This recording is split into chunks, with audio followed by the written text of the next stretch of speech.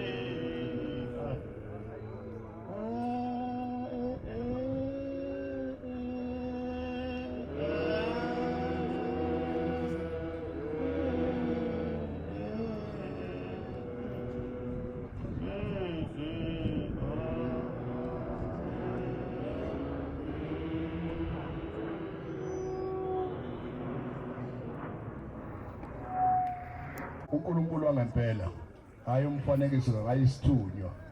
uNkulunkulu ngempela unyazi lethu sekuthelekile khona. Alifikanga kodwa lugalelekile. Luphethe yonke yonke kufike lona nje yonke into ivulekile ikhona. Abafuna ukugana bazogana. Nabafuna ukugana bazogana nabo. Njengoba senihlala isikhathi eside kangaka nje nihlezi ndawonye ningalobolani, ayisefikile uNkulunkulu mnikazi wezinto zonke. Nizolobolana niye ukukhohlisana. Abantu abakhohlisana phambi kaNkulunkulu. Ubona nje makunyakaza isekelo zezwe. Bonakala ngakho ukuthi uNkulunkulu usefikile.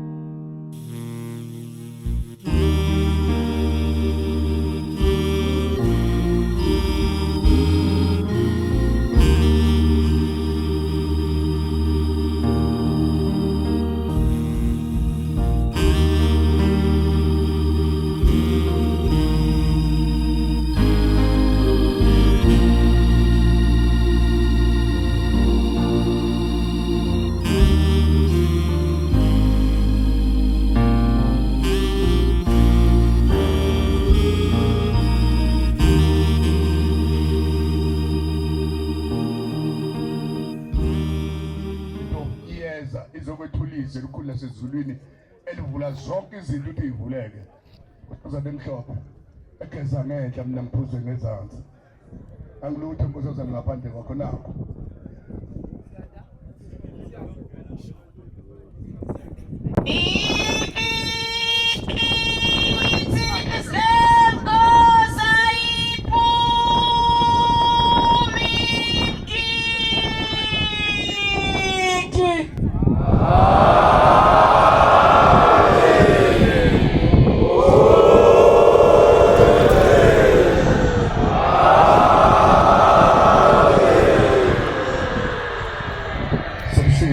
ukuze babhalwe nabo base kubusiswa akade begida manje ushaya ihlobo ushaya isigubhu nawe uzothola isibusiso esilingana nalabo akade begida. Sanibonani nonke bavangeli nebandla lonke likaJehova la esikhona se-stadium sikaJomo Sone eFosloras. Abantwana baseSukumani bavakashele uShembe la akazowenza khona umsebenzi awuthunyelwe emazulwini awuthunyelwa uNkulunkulu. Njoba silana nje sibuthenelana gcwele inkumbi zabantu abangakholwa nabantu abakholwayo. Bazohamba bonke beya kuNkulunkulu beyobika izinsizi zabo la abanazo emakhaya. Siyambonga kuNkulunkulu omuhle wasebuhleni bamaNazaretha uthi kuhambe kugcine sefikile emzini waseSukumani lapho uthingo lwamakhokhosazana lwaqala lwanyathela khona. Uqala lo ka-1 day lesesubeza sithi 1 day waqala khona kuleli thempeli laseSukumani kufike unyazi lwezulu. Namhlanje kufika indodana yakhe lapho kwahamba khona uyise eqala ehamba ngalomsebenzi kaNkulunkulu. Siyayibonga-ke inhlanhla enkulu ehlela abantwana baseSukumani ukuthi nabo bakwazi ukuthi ke bebonakala emhlabeni ukuthi bakhona bayaphila.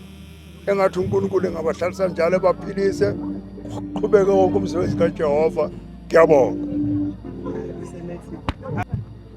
Sanibonani umvangeli uNyawoza lo wakhona lapha eGauteng. Njengoba silapha nje sise Fosloras ngethempeleni laseSukumani. Sijabule kakhulu uNkulunkulu ungakayithi kudala silindele losuku ukuthi loze lifike nini selize lafika. Njengoba nibona nje bonke abantu bekhona lapha bezile ukuthi bazogezwa echibini elingcwele lizothi malizanyazanyiswa kwichibi bonke abantu bagezwe basihambe bethola izibusiso bethole yonke into. Abangenabantwana bazobathola, abafuna imisebenzi bazothi, abagulayo bazophila ngegama loNyazi. Siyajabula kakhulu uNyazi lusivakeshele la eGauteng. Siyabonga. Sanibonani umphakathi waseFosloras namaNazaretha wonke aseFosloras namaphethelo. Lo khulumayo umvangeli uSibiya wakhona la eGauteng. Siyajabula kakhulu ukuba khona kwenkosi yethu uNyazi lwezulu phakathi kwethu. Siyazi njengoba ifikile phakathi kwethu izawusithintitha wonke amakhizana asikhungethe empilweni yethu. Nomunye okhona la uzofuna ukuthintithwa lawo makhizane. Engicelayo ke kubantu tona bakaNkulunkulu sengathi singathandana sibe munye ngezikhathi zonke. Kuthi uma uNkulunkulu ephakathi kwethu sibonise ukuthi sinoNkulunkulu, asilandele umuntu kodwa silandele uJehova ophilayo phakathi kwethu. Siyabonga kakhulu kade wasilindele losuku lwanamhlanje. Angiswele nje umlomo ukubonga ukuthi ngingabonga ngithini. Sengathi uNkulunkulu angasibusisa sonke thina sikhona lapha kule ndawo namhlanje. Ngangingazi ngelinye ilanga ngingene kule stadium, kodwa namhlanje wakhona uJehova ngingenile kule stadium. Siyabonga kakhulu. Yenzekile indaba enkulu. uShembe usefikile phakathi kwesizwe simnyama. Ufikile phakathi kwabo bonke abantu abaphilayo. Ngibongela abazali bami ukuthi bangiphe ithuba nami ngibe khona la khona uShembe.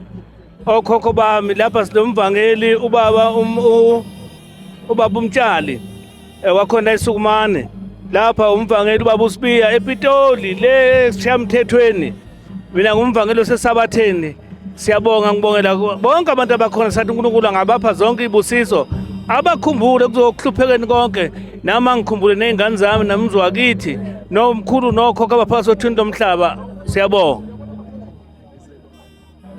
Dade ninjani? Siyaphila njani? Hayi siyaphila. Welcome to Inzawe Nkulu Media.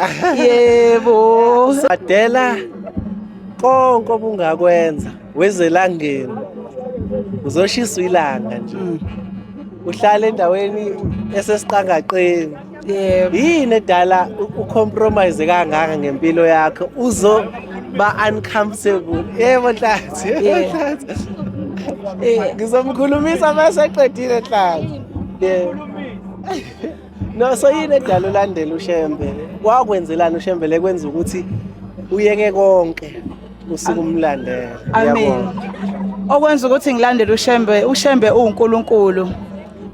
Ngithe ngifika kulobu umNazaretha ngase uNkulunkulu wenza isu nabantwana engibazalayo bakholwa baba ngamaNazaretha. So inkosazane yayisikhetha kulobu umNazaretha ukube angikaze ngize yiNazaretha ngabe inkosazane ayikhethwanga kaBhengu. Yakhethwa inkosazane yashada ngenansuku ehlaza. Ingakho yithi uShembe uNkulunkulu ngoba ukube angikaze ngize ngibone lobuNazaretha kungabe angikutholanga lobuhlobo ngabo ukuthola inansuka kuhamavela kancane lokho ukuthi uthole leso sibusiso uNkulunkulu special mawuyintethelelo. Oh so wathola umntwana waphuma ngenansuku ehlaza wafanele emkhambathini kaBhengu. Shemba siyakubonga. So yiso leso sizathu esikwenza ukuthi ayiso lesizathu esenza ukuthi ngimlandele uNkulunkulu. Phambi kokuba ke umntwana athola inansuku ehlaza ongelona iNazaretha. Ngangakabi lona iNazaretha. Umntwana wamthola ungasili iNazaretha. Ngangelona iNazaretha. Yena waba iNazaretha yena. Yebo waba iNazaretha. Oh wayese ephuma ngenansuku ehlaza usubona ukuthi kuyaphileka enkolweni kaMntwana. Kuyaphileka. Waphendulwa umntwana kahle kahle. Cha ngiphendulwa ngomntwana. Ngibona leyo ndaba ke mina ukuthi uzophenduka uBinazaretha waphendukani kwakwenze njani? Oh yeah. Ngangisebenza eMaritzburg eBaker. Yeah. Kunenhlalisuthi yakamade lapho kwakuthiwa uPhumlani Made. Ababehlala bengishumayeza njalo ngoShembe. Ngilo ngiphika ngithi hayi ngeke bafowethu ayinadlala nini. Kwaya kubafika uthi ngelenkosazana enhlanhleni. Base bengimeme bethi asihambe siye enhlanhleni. Ngahamba ngabalandela saya enhlanhleni ngafika enhlanhleni nganikela. Shembe. Khona into engangiyifuna kuShembe ngangigula ngiphethe umlenze lo wasesandleni sesikudla. Kanti mangifika lapha nje ngokunyathela kwami lapha ngase ngiphila. Ngabona ukuthi uShembe uNkulunkulu. Oh waletha umlenze wena la ekhaya. Lo mlenze lo usugijima ngawo usugijima ngomhlaba wonke. Lo mlenze lo usugijima ngawo usufuna ukusidalela intuthu ebandleni ngalomlenze owasindisa ngawo. Amen. Lo mlenze wakho ungawusebenzisiki ukujeka ibandla ke. Usebenzise isikhumbuzo. Amen. uShembe wakulanda ngomlenze. Yebo amen. Shuthi wena nje walandwa umlenze la ekhaya. Nkosi yami. Buthi ninjani? Sikhona njani futhi? Hayi asolutho nathi siyaphila. Yebo futhi. Cha ngikubona la ugqoka umNazaretha ne. Umuntu ogqoka umNazaretha kushuthi sebudgetisiwe right? Mina umbuzo enginawo munye ukuthi kuyashisa manje uyabona. Yini ekwenze wadela konke wadela yonke into wazoshiswa ilanga la. Futhi yini yakwenza wazogqoka umNazaretha? Siyabonga. Ngibingelele ke enhla ngibingelele ezantsi. Igama lami nguSibusiso ngaseMatshaleni. Into engizothi ngize ngidela uShembe. Ngisuke lapha emzini waseThembalethu ngilandele uNyazi. Ngoba sihlose ukulandela indaba enkulu esilandela izulu lapha eliya ngakhona. Akukho okunye engingakusho ke. Silandela izulu, silandela impilo, sifuna ukukhanya, sifuna impumelelo. Konke sizokucela la sicabanga ukuthi sizokuthola lapha kuleli khaya leli. Yikho kwenza akukho okunye, indaba enkulu kuphela. Ewunyazi lwezulu. Yebo baba, wazalwa iNazaretha yini? Amen. Oh hayi awuphendukanga wena. Manje ngakho ungenaso isitori sokuthi wamlandela kanjani? Akunaso isitori kodwa. Wamlandela usasesisini sikama. Amen. Uyena kushuthi owakuzuza uyazi nawe hayi uthi khona into eyenzeka before uzuphenduka. Uyena wazizuza singakazalwa nabafowethu. Asihlehliseke ke kubangena kanjani ke lobu mNazaretha kini? Uyike briefly mase kuyayibamba. Awazi lutho. Ngiyazi cha. Ngishaya. Okwenzeka ngicabanga ukuthi kwakuyisikhathi senkosi inyanga yezulu. Inyanga yezulu yapha ubaba amadodana amathathu. Including wena. Thina including mina kulabo kodwa inyanga yezulu yathathwa yedwa kulabo abathathu. Kwasala bababili. Sasala sabababili kwaba yimi kodwa esibonakalisweni sika baba elele ebusuku eqeda ukuyonikelela ke icelo zakhe enkosini inyanga yezulu. Esibonakalisweni zakhe wathi mayelele ke wabona inyanga yezulu ngaphesheya komfula iphethe thina sobathathu. La kwakunomfula kunedwala phakathi nomfula inyanga yezulu isiweza umfula kunedwala yaqala ke yangweza mina yathi weza umfowethu lona ozemva kwami la nyakaza idwala washelela wahamba nomfula kwase kulandela lo uthumbo lokugcina uzikhumbuzo sathi ngokuzala kwethu ngendlela ke inyanga yezulu yenza ngakhona into zakhe kwazalwa mina kwazala umfowethu lo ongilandelayo washona kwase sasala sobabili ke kumamchulu. Shembe kwafike kwazala wena waphila ngoba waluwela ngoba ngawuwela umfula lo ozemva kwami wazalwa wamuka nomfula wamuka nomfula kanti uzohamba amen. Shembe hayi listen thina hayi zijule lezi zindaba. Sawubona 13 njani? Aphila njani? Yaphila lapho makubiza ke 13. Uyalivuma lelo gama? Hayi ngiyalivuma. Uyalamukela uyi13. Ngi13 nambe ngani. Sayini romanticize nje lethe lena yenza ya cute yadimyele. Sinambe ngani. So umbuzo ocommon esibuzayo namhlanje ukuthi kuyashisa bright so hot ne. Kushisa kunjalo kodwa wena ukhethe kuzo inconvenience umzimba wakho uzoshisa ilanga uhlala emaqeleni yini lekulandile ugqokena nengubo emhlophe yini ekwenziwa biNazaretha so sibambe nje lapho ukuthi why you here and yini yakwenziwa biNazaretha mushaye lokho uqedile. Okay ngizoqala ngokuthi into eyangenza kuba uNazaretha mina ekhaya mina ngedwa kiNazaretha ekhaya kwakunenkinga nje umalume noma babe nokuxabana so ngahamba ngawonikela ekunikeleni kwami ngalibona ushintsho even namanje umalume noma sebezwana nje ngenye indlela kodwa babexabana nje kakhulu bazi bangivumela umama ukuthi hayi angihambe ngiyosonto because bona ekhaya basonto eweseli ngicela noshembe ukuthi enganisela ibhizinisi lami since ngidayisa. Udayisana? Dayisa impahla amawivu amateku kuningi nje. Sengathi ushembe ngalibusisa ibhizinisi la. Sisu njani? Ngiyaphila, wena njani futhi? Hayi siyaphila nathi. Sikhuluma nobani? Sikhuluma ngoShembe uNyazi. Sikhuluma nobani? Khuluma noDuduzile noMpumelelo kaMnqube. Sikhuluma ngobani? Khuluma nobani? Sikhuluma nobani? Igama lami nguNompumelelo. Sikhuluma ngobani? Sikhuluma ngoShembe uNyazi wethu. Nazo. Ngikubona ugqoka ingubo emhlophe, it's hot. Udele konke weza la yini ekwenziwa yiNazaretha uShembe usekakwenzela nje isho umsebenzi nje oyiqhenya ngawo ukuthi uShembe wangenzela ukuthi cha mina ngeke ngize ngiqamba mangabhodi mina ngizalelwe la ekhaya ngaba inkosazane ngaphukela la ekhaya ngenza yonke into ngeke ngize ngisho ukuthi na mina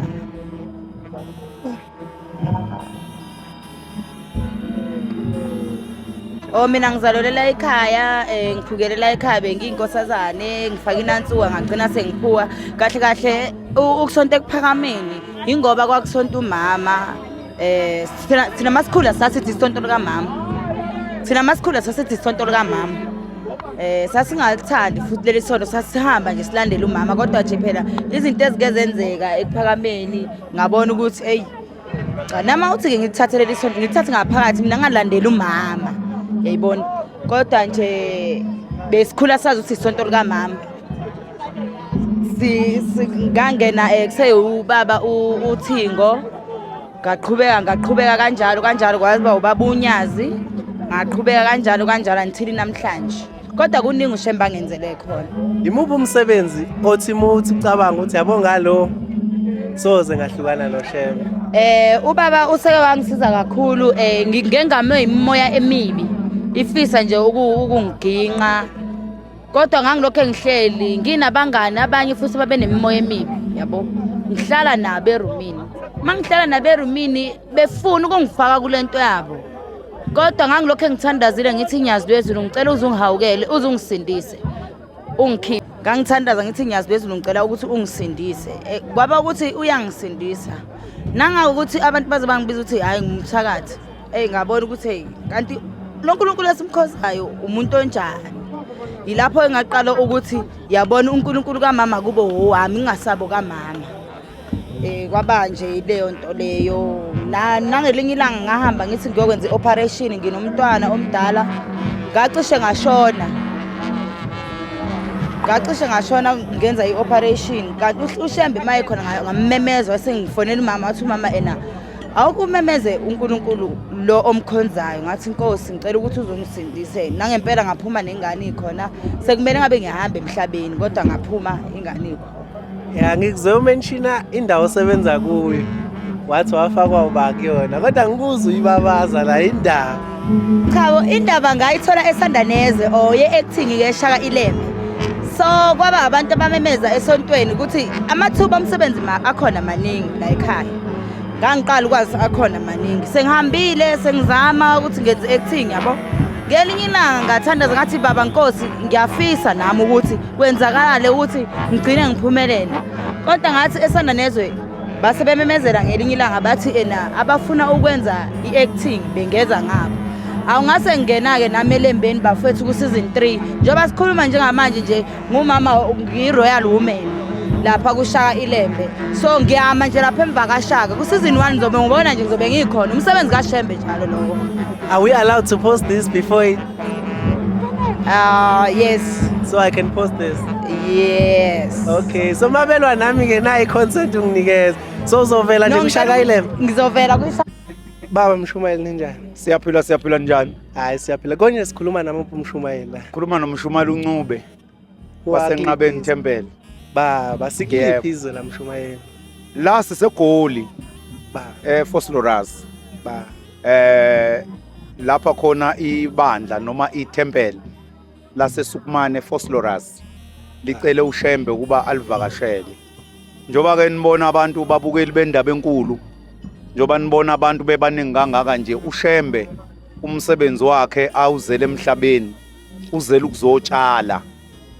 ukuzotshala lapha kubantu uzobuza komunye umuntu uthi uzotshala na uzotshala imbewu yasezulwini ngoba njengoba nazi kakhulukazi laba abakholwayo ukuthi uNkulunkulu wamxoxa uSathane ezulwini wathi akeze emhlabeni manje ke kwatholakala ezulwini ukuthi uSathane emhlabeni njobe seyibusa kudinga uNkulunkulu athathe ingcenye yakhe ayilethe lapha emhlabeni wayesethatha kuShembe wathi Shembe hamba uye emhlabeni engaqali ke ukwenza leyo nto uNkulunkulu njoba sizwa nomlando weBhayibheli wathuma uJesu kubantwana bakaIsrayeli uNkulunkulu ke wathatha ingcenye yakhe le uShembe uyingcenye kaNkulunkulu wathi akeze lapha emhlabeni azotshala imbewu uShembe into afika yenzeke kumuntu akafika enza into eziningi uShembe ufika atshala into yakhe enhlizweni yomuntu ebese lowo muntu ebese emnika imiyalelo ukuthi ngicela ukhulise lesi sithombo uShembe asitshala ngaphakathi kumuntu asichelelwa ngamanzi utshala nje umuntu wakho oyingcwele lo muntu oyisithombo sikaShembe achelelwa ngamanzi uchelelwa ngalemkhosi njengoba uzwa nje kukhala igubhu laba abantu abasemgidini bayochelela izithombo zabo uShembe ayitshala ngaphakathi kubo ingakho uShembe maye endaweni uyathumela abefundisi bakhe ukuthi abahambe batshela abantu bangakulowo ndawo njoba ninazi naseBhayibhelini uJesu mayezo endaweni wayethuma abafundi bakhe kuqala athi abayotshela abantu ukuthi baqoqana abantu bayolinda kulowo ndawo ingakho uzwa iBhayibheli lithi indoda uZakewu yathi fika nayo ifika endaweni enjengale lapha khona uJesu ayibizele ethi aqoqa abantu ababizele khona yani mayifika le ndoda yafika abantu sebebaningi yayisile ndoda hawu ngizokwazi kanjani ukubona lo muntu ekuthiwa mkhulu uvele ezulwini onguJesu Kristu abantu masebebaningi kanje ngoba mina uNkulunkulu wangakhanga amfishane yayisifikele umqondo le ndoda uthi ayigibele phezulu esihlahleni yagibela phezulu esihlahleni abantu yayisibabuka phansi ifuna ukubuka mase kufika lo Jesu kodwa uJesu wathi mayesefika le ndoda ayikazi imbone, ngoba laba abantu basezulwini mase bephakathi kwabantu basemhlabeni awukwazi ukubabona, ngoba akusho ukuthi uShembe ungangale moto isiqu sakhe. No, isiqu sakhe nje siyalingana nesabantu, ukuphela ungaphezulu kwale moto isiqu sakhe ngemsebenzi yakhe. Yathi ma isihlezi le ndoda esihlahleni yezwa nje izwi lithi yehla zakhe usengifikile.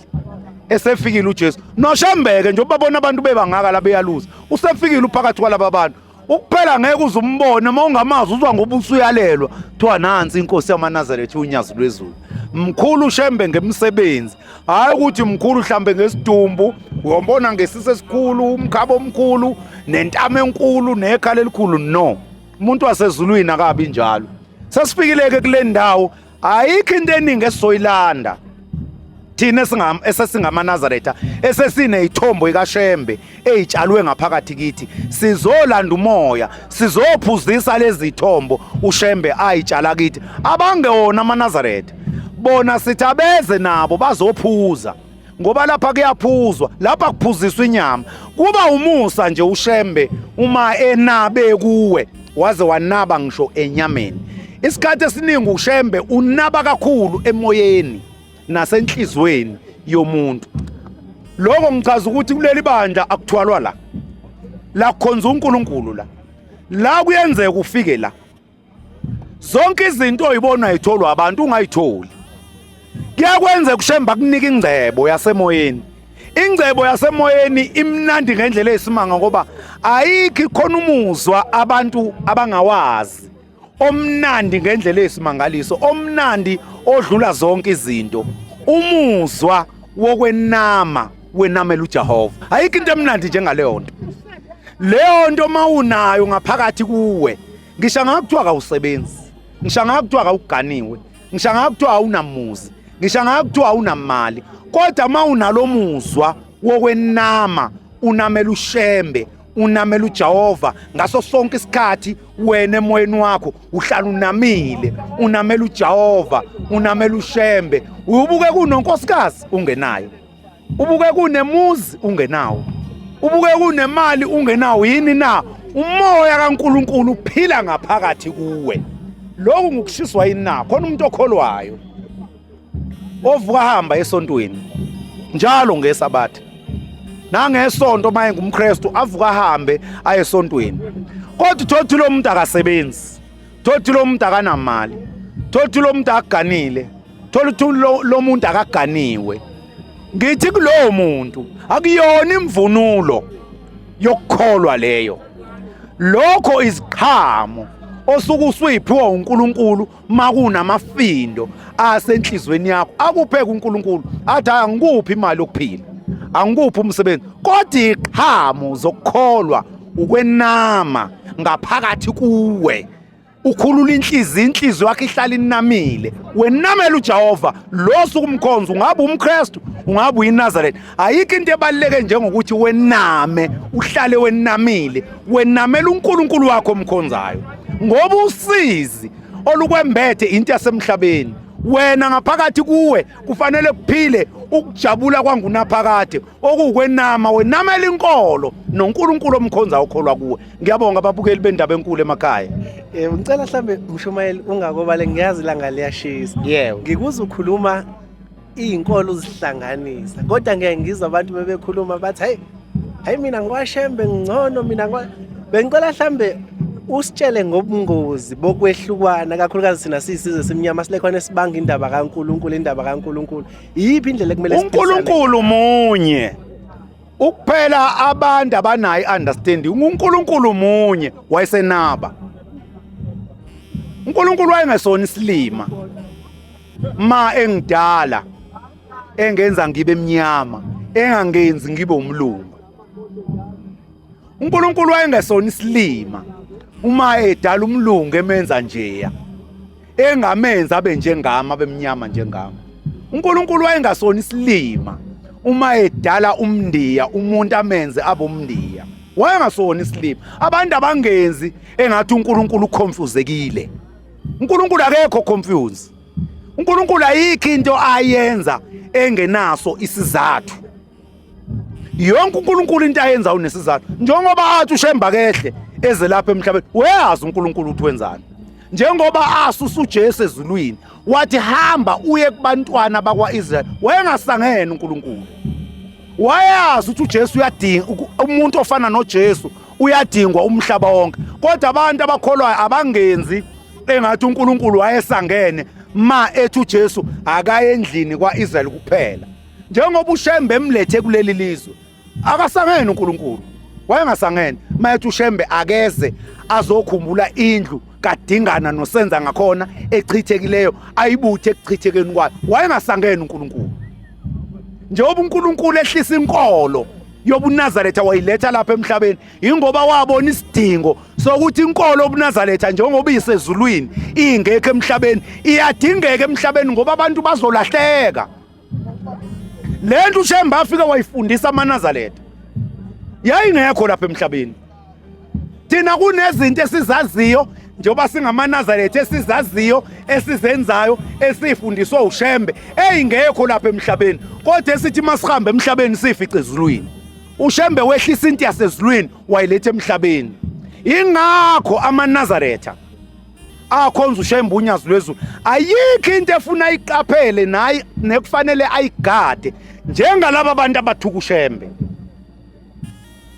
Angiphinde amaNazaretha kakhulukazi lawa akhonza inkosi unyazi lwezulu, ayikho into efuna iqaphele ayigade njengalabo abantu abathuka uShembe. Ngoba labo abantu abathuka uShembe kunomoya, imimoya ke mibili, umoya wasezulwini nomoya wobumnyama. Uma umuntu ekwazi ukuthuka uShembe, uShembe kuthiwa uvele ezulwini ethi uyakholwa, lo muntu obvious akanawo umoya wasekukholweni, unomoya wasebunyameni. Akamuseka amaNazaretha ukunaka labo bantu, ngoba laba bantu banomoya obembethe. Uma ke wena uya kulaba bantu uyodibhetha nabo, kuzokwenzeka uye kulaba bantu kanti inkolo yakhe incane, kanti nomoya kaNkulunkulu okuwe uncane. Bafike laba bantu ithi inkosi ilanga, umoya omubi uyakwazi ukungcolisa umoya ongcwele, uqede uzubuze kuphela ubungcwele kumuntu. Ingakho ke ma unomoya kaShembe ayikho into efuna uyigade njengomuntu ongenawo umoya kaShembe. Ayikho into eyingozi njengaleyo. Uma uhamba nje uyakulaba bantu uyohlala nje uhlala ubekela isihlalo la nalomuntu abekela isihlalo lapha, nidibhethe nalomuntu, udibhetha nomuntu ongenawo umoya kaShembe, kungenzeka uphume kuleyo debate sewufana naye. Kungenzeka ngoba ithi inkosi ilanga ngithe ngilele ebusuku ngabona kulwa impi, kulwa ingilosi zasebumnyameni zilwa nezingilosi zasezulwini. Ithi inkosi into engiphathe kabi, ngibone ingilosi zasezulwini zihlulwa ingilosi zobumnyama.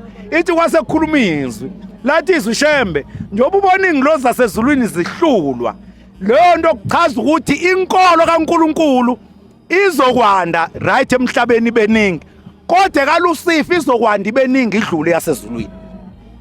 Ingakho abantu abaningi izinkolo eziningi umuntu ame phambi kwebandla aligcotshelwe aliphethe, kodwa yeke ukululeka nokufaka endleleni abantu abagcotshelwe athukane noShembe. Manje wenzani na? Wenza lento eyishiwe inkosi inyanga yezulu. Ithi inkosi inyanga yezulu igama likaShembe makwe waliphatha, noma ngakuthiwa uliphatha kahle noma ngakuthiwa ukhuluma kabi ngalo, kodwa umake waliphatha liyabhaleka enhlizweni yomuntu. Ungabe lo muntu yomkhonza uShembe, ungabe lo muntu manje bona babona ukuthi bavula abantu inkungu ukuthi nangu uShembe, ngoba ngeke uyithuke into ingakukhathaza enhlizweni. Ubona into uyimele uyithuka nje njalo, lo nto iyakukhathaza enhlizweni. Kungenzeka ke kube uthi wena uyayithuka kanti uyayandisa. Lithi uthi umlando okukholwa iselesele lafela inkanyezi. Yabuza inkanyezi yathi ungifela nje ngenzeni. Nyazi lwezulu alikaze lithuke umuntu. Liyalibuza luthi lungithuka nje bathi ngenzeni. Uyabona uShembe ngendlela abantu abamthuka ngayo, kodwa la kulelizwe esikulo akekho umuntu onebandla elingangelikaShembe. Laba bantu yini le abayibona kuShembe ongayiboni wena umthukayo? Babonani laba bantu abangaka? Yini le abayibona kuShembe unyazi lwezulu le ongayiboni wena? Safuna ukubuza uNkulunkulu wakho okuwe omthandaza ukuthi yini mina uShembe ngingamboni, ngoba uShembe uvele ezulwini. Into uzobuza komunye uthi ngikuthathaphi ukuthi uShembe uvele ezulwini. uShembe nje obekhona la emhlabeni inkosi unyazi lwezulu. Laba bantu abaningi abakhonza uShembe, abaningi inkosi unyazi bebengayazi. Bayibona ebusuku belele beyikhonjiswa okhokho babo. Omunye athe sesibhedlela kufika insuku zakhe zokuhamba emhlabeni, uhamba umphefumulo athe hamba kalambathwayo emathafeni ngale ahlangane noShembe unyazi lwezulu. Abesebuza omunye avuka abuze ngelona iNazaretha, avuka abuza lo Shembe kuthiwa unyazi lwezulu utholakala phi? Utholakala ebuhleni. Ahamba umuntu athi awukwazi ke uthi ngathi uma ufika la njengoba siseFosloras namhlanje, ngithi ngifika la eFoslo ngibona umuntu engambona ezulwini, ngoba kuyiqinisela imsulu ukuthi abantu uNkulunkulu uyabahambela ebusuku belele. Uma umtelele usuke engafile, kodwa uNkulunkulu uyakwazi ukuthatha umphefumulo womuntu elele, awuthathe awubeke kwenye indawo. Uthi ulapha eGoli akuthathe akubeke eCape Town, uthi useCape Town akuthatha akubeke kwaZulu Natal. Nangokwempilo uyakwazi uShembe ukukuthatha uNkulunkulu ebusuku lele akubeke endaweni engekho lapha emhlabeni. Ake sithi uShembe umazike, akuthatha uShembe ebusuku lele, uNkulunkulu ebusuku lele akubeke endaweni zangalelizayo ekwelizayo. Ake ngithi ungumKristu awulona iNazaretha, akuthatha uNkulunkulu lo mkhonzayo wena akubeke ngale kwelizayo bese uficana noShembe. Uma uvuka lapho uzokhuluma luphi ulimi? Mawuvuka nje lapho kulobo budongo iluphi ulimi ozolukhuluma? Ngomuntu okudala ozoyifuna uzobuza ukuthi uShembe ubani, bese bekutshela bethi uShembe unyazi lwezulu utholakala kuphi? Utholakala kwaZulu Natal, eNanda, ebuhleni. Awukwazi ukuthi ungathi mawugibela usuka la uya khona ufika ubona umuntu ombone ngale kwelizayo ebese ungamlandeli lo muntu. Ilonto ke yandisa ibandla likaShembe. Noma bangamthuka bambeke ziphi impandla inhlamba, lokho inhlamba ayinamatheli, ayinamatheli even thina abantu. Wabona umuntu angakuthuka akwenza nothing, kodwa mawuqhamuka kubantu obebengekho la ubuthu kwakhona baye bangaboni ukuthi lo kade ethukwa. Ukuphela makade uthuka umuntu noma umhleba eseqhamuka, umuntu oyayafe enhlizweni akuyena lo muntu okade umhleba, kufa wena okade umhleba. Usuthi hey nangu lo muntu kade ngikhuluma kabi kanje. Ingakho uNkulunkulu ebhala ukuthi ungahlebi. Sengikhulume kaningi babukeli bendaba enkulu emakhaya, asisondele uNkulunkulu isikhathi sisavuma, ube nesitembu, ngoba la emhlabeni sekuyingozi ukuphila ungenaso isitembu, ngoba uSathane la emhlabeni ufike ngeinkani. Kuyabulawana, kuyarepwana, icorruption idlalubi. Ngakho ke kufuneka manje umuntu onesitembu. Isitembu ke asibekwa izinto eziningi kumuntu, sibekwa ilezi zinto ezisihlanu engizoyibala. Ungabe uyakholwa, ungabe kawukholwa, kodwa lezi zinto ezisihlanu engizoyibala izona ezenza umuntu abe nesitembu. Futhi lezi zinto ziyakwazi umuntu kumfaka ezulwini ngisho bengasonti esesemhlabeni, ngoba ukusonda noma ukukholwa into leyo uNkulunkulu ayabela abantu bakhe abathandwe uye. Ukukholwa kusikhona okaNombala. Ngiyobona emasontweni engathi imsindo nje alikho isonto elingenawo umsindo. Ingoma emasontweni sekwanda nabantu abangakholwa baze bagcotshweke kokubucayi. Kuyingozi ke mawagcotsha umuntu mhlawumbe ngoba umshumali, njoba ngumshumali engakholwa, engenazo lezi zinto ezisihlanu engizoyibala, ngoba lezi zinto ezisihlanu izona eziqoqa umoya kaShembe ziwusondeze kumuntu. Mangabe ungumKristu ziqoqa umoya kaJesu ziwufake ngaphakathi kuwe ziwenza umoya kaJesu uphile kuwe ungakwazi ukuthuka umuntu engakwenzanga lutho olubi ngoba ukwazi ukusukela umuntu nje umthuke lapha kude engakaza akwenze lutho olubi ingoba umoya kaShembe awukho kuwe ingoba umoya kaJesu awuphili ngaphakathi kuwe uma ukholwa usendlini esonto ayikho into ebaluleke njengokuthi ube nothando ungakhethi abantu thande nje nombala uthando kube yinto esenhlizweni yakho ngoba uNkulunkulu unjani uNkulunkulu uluthando lwesimkhonzayo awukwazi ukuba yikholo ungenalo uthando okwesibili ayikho into eyinkinga njengomuntu osekukholweni osendleleni kaNkulunkulu ongenawo umusa ngoba uNkulunkulu uumusa ayikho into ebaluleke njengomusa kumuntu nje okhona ophilayo emhlabeni ngabe uyakholwa ngabe kawukholwa ayikho into ebaluleke njengokuthi ube nomusa nje ungeneke nje umzalwane ungeneke nje thiwa umfoko sibanibani inkolo yamzuza yini na unomusa okwesithathu ayikho into embi njengomuntu okholwayo onenzondo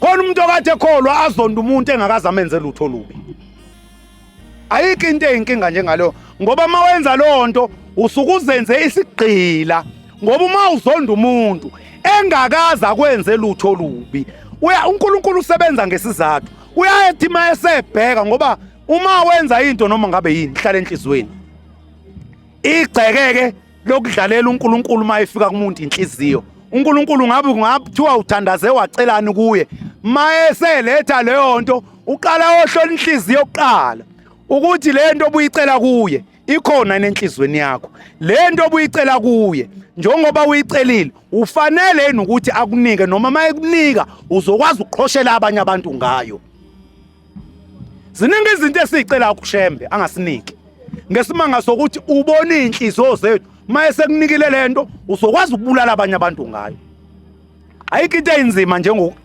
njengekholwa enenzondo 4 ayikho into eyinkinga njengomuntu onegqubu wamona ngo2010 u2025 namanje akakakuthetheleli kodwa ukwazi ukungena endlini yesonto athandaza ngoba esontweni akekho umuntu othi mayekholwa abe nesonto lakhe yedwa esontweni la kuhlangana khona abantu awukuhlangane nalomuntu ke owakona ngo2010 usuzothandaza kanjani uzokholwa kanjani iqhubu okwesihlanu okungokugcina kunzima ke lokho kodwa nako kuyamphoqa umuntu okholwayo ukuthi abe nako akwenze ukuthethelela umuntu umthethelele kosuthi ngisifundisa ukuthi umuntu ubomthethelela engayicelanga intethelo umuntu athe konile nje uthi hayi noma ungayanga kuye mawuza inhliziyo ayikuvumeli noma ungaya kuye uthi sibanibani ngiyacela mfowethu ukuthi lento wayenza kumina embi ngicela ukukuthethelela lokho kukwenza ukuthi uhlale usmart kuze kubuza abantu hawu usibanibani ngoba abantu bamkhuluma kabi yini boss banibani ahlale ngaso sonke isikhathi esmart yini uzikhokhela wena ngaphambi ukhokhelwe umphathi wakho kuphethe esontweni abantu abafunda ukuyikhokhela bona ngoba ithi inkosi langu ungakwenza konke unganqoba zonke izinto emhlabeni kodwa mawusahlulwa ukunqoba inhliziyo yakho ukwenza lutho mawusahlulwa nje ukunqoba inhliziyo yakho awukwenzi lutho usabhekene nenkinga enkulu safuna wena ukulwe ulwimpi uwedwe endlini ulwe nenhliziyo yakho uthi inhliziyo yami yehla Nkosi busise enikuzwile izithelo zokulunga abanazo kepha baziphiwe nguwe Nkosi mangiphiwe nami futhi ngiyabonga In the Bankulu. Sanibonani, welcome to Indaba Enkulu Media. So today the purpose of this video ukuthi sizobenhle nathi ke namhlanje so ngizisa tour mini thonyana kuyi one day ose Foslorus sikumani temple njengisemgidi yonke into everything ukukhuluma bazokhuluma kuningi nje bekuzokwenza siphelezele kahle kahle Ibani nathi kulamhlanje ibani nathi. In the Bankulu.